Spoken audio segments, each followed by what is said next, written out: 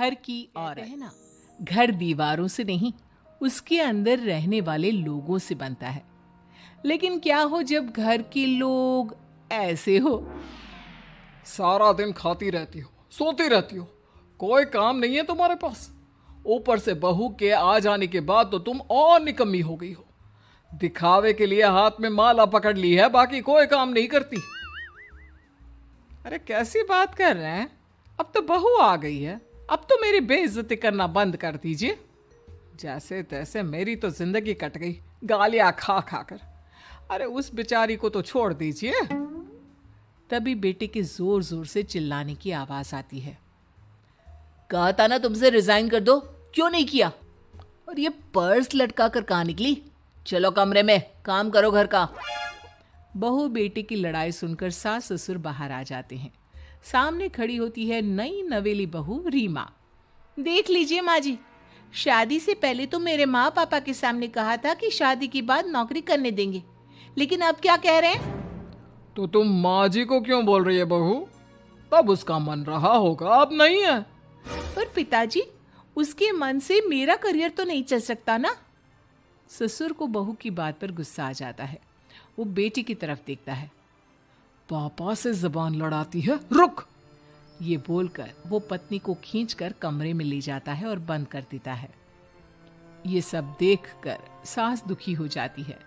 पति के जाने के बाद सास बेटी से कहती है, देख बेटा, अब जमाना कुछ और है। तेरे पिता ने घर में औरतों की कद्र नहीं की, लेकिन तू ऐसा ना बन। शहर की समझदार पढ़ी लिखी लड़की से शादी की है तूने, उसका ख्याल रखा कर, तमीज से पेश आया कर। जा, बहू को कमरे से बाहर ले आ। लेकिन बेटा नहीं मानता और बहू कमरे में सारा दिन बंद रहती है। शाम को बेटा बाहर जाता है कि सास चाय और बिस्कुट लेकर बहू के कमरे में जाती है। बहू बेटा, ये ले, चाय पी ले। रो रो कर कैसी शक्ल बना ली है बेटा।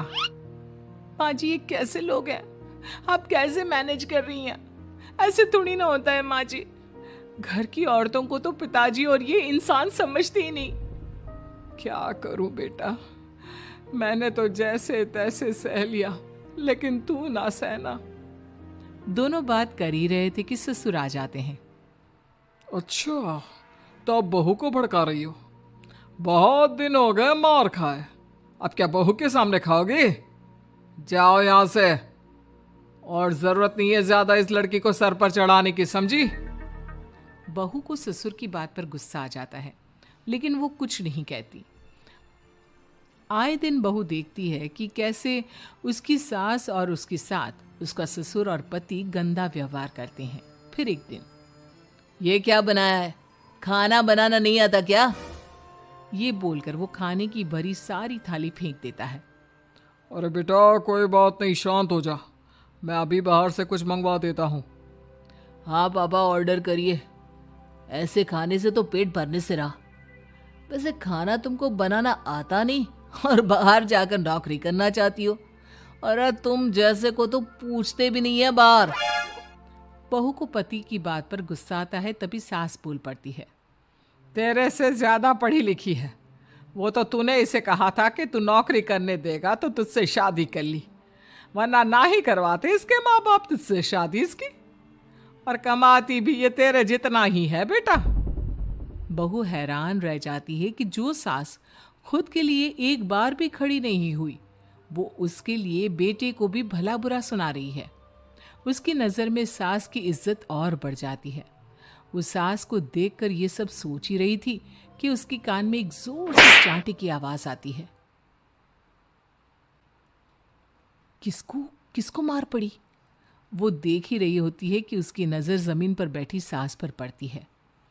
अभी तो धीरे से मारा, फिर जुबान खोली ना तो ऐसा मारूंगा कि कान के पर्दे फट जाएंगे। सास रो रही थी। बेटा और पति वहां से चले जाते हैं। पिताजी, अच्छा किया माँ को जोर का चांटा लगाकर। आगे से जबान खोलने से पहले 4 बार सोचेंगी। बड़ी आई। दोनों हंसते हुए वहां से निकल जाते हैं। बहू सास को उठाती है और पानी देती है। मैंने ये दिन रोज देखे हैं बहू, लेकिन तू नहीं सहना। तू अपना जीवन अपने अनुसार जीना। शादी के वक्त मैंने तेरी माँ से बात करने की कोशिश की थी, उन्हें बताया था, लेकिन वो नहीं मानी। बहू सास को पकड़कर रोने लगती है। वो इसलिए नहीं मानी क्योंकि वो मेरी सगी माँ नहीं है। माँ जी, जिस तरह से आप मेरे लिए खड़ी हुई है ना, मेरी माँ भी नहीं हुई। बेटा, मैं तेरा भला चाहती हूँ। तू नौकरी इस घर में रहकर तो नहीं कर पाएगी। एक काम कर, इस घर से चली जा, पैसे कमा और खुश रह। माँ जी, हो सकता है कल तक मैं आपके इस फैसले को मान जाती, लेकिन आज नहीं। माँ जी, आप यहाँ इस नर्क को झेले और मैं आपको छोड़कर चली जाऊं? नहीं, कभी नहीं। अगले रोज, सुनिए, वो क्या है ना, मुझे कुछ कपड़े और गहनों की जरूरत है, तो जरा पैसे दीजिए ना। अब आप घर के मर्द हो तो पैसे तो आपसे ही मांगूंगे ना। बुरा तो नहीं लग रहा ना आपको? नहीं नहीं, बुरा क्यों लगेगा। ये लो कार्ड। अगले रोज, बिजली का बिल आया है 10,000 का, भर दीजिएगा। इतना बिल कैसे आ गया? बेटा, वो क्या है ना, सारा दिन बहू घर में रहती है तो कमरे में एसी और टीवी चलता रहता है। अब कम से कम बाहर जाए तो 4 पैसे कमा कर लाए। लेकिन हम लोगों को थोड़ी ना औरत की कमाई खानी है, वो तो मर्द ही करता है ना। पति पर्स देखता है और फिर हाँ माँ, ठीक बोल रही हो। खैर चलता हूँ, ऑफिस का वक्त हो गया है। पति ऑफिस से पिता को फोन करता है। पापा, घर के खर्चे तो बढ़ते ही जा रहे हैं, ऊपर से महंगाई आप देख रहे हैं। मैं सोच रहा हूँ क्यों ना मीना को नौकरी के लिए हाँ कर दूं, 4 पैसे ही लाएगी ना घर में। वो तो तू ठीक बोल रहा है, लेकिन ये औरत की जात कल को 4 पैसे कमाने लगे तो यह नहीं कि सर पर चढ़कर नाचे। हाँ पिताजी, बात तो सही है। वो तो आप हैं जो माँ को मुट्ठी में रखा है, वरना मेरी वाली तो। खैर, सोचते इस बारे में। शाम को पूरा परिवार साथ बैठा होता है। वो कल पनीर की सब्जी बनानी है तो थोड़े पैसे देकर जाना। और हाँ, कीर्तन भी रखा है संडे को, उसके लिए सामान की लिस्ट बना दी है, ले आना। पापा को दे दो, वो ले आएंगे। अरे पापा कहाँ से ले आएंगे, मेरे पास नहीं है पैसे वैसे। लो, पैसे ही नहीं है?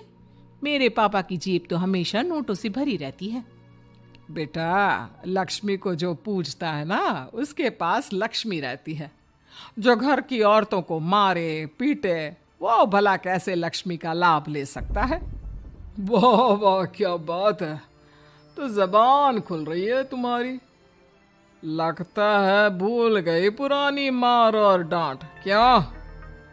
हाँ माँ जी, शांत हो जाइए। मैं नहीं देख सकती आपको मार खाता, और फिर हो सकता है कि मैं आपको बचाने आऊं तो ये भी मुझे मारे। ठीक है बहू, मैं कुछ नहीं कहती, तू ये लिस्ट बस दे दे, मैं चलिए आराम करने। सुनिए जी, वो मायके जाना है। वो क्या है ना, शादी के बाद से गई नहीं, तो ट्रेन की टिकट बुक करवा देना। तो मैं भी तो साथ जाऊंगा ना तुम्हारे। तो ठीक है, फिर फ्लाइट की ही टिकट करवा दीजिए। वो क्या है ना, अच्छा थोड़ी ना लगता है आप पहली बार मेरे साथ जा रहे हो और हम ट्रेन से चले, ठीक है ना? पति ऑफिस जाता है, जहाँ उसका दोस्त कहता है, अरे क्या हो गया यार, परेशान सा दिख रहा है। तेरी तो नई नई शादी हुई है, भाभी परेशान कर रही है क्या? अरे नहीं यार, तू तो जानता है थोड़ी सी कमाई में घर चलाना मुश्किल हो रहा है। तू कैसे मैनेज करता है यार? कैसे क्या यार, तू जानता है ना मेरी बीवी रिया को, वो टीचर है, फिर घर में ट्यूशन करती है, साथ में बच्चे भी पढ़ लेते हैं।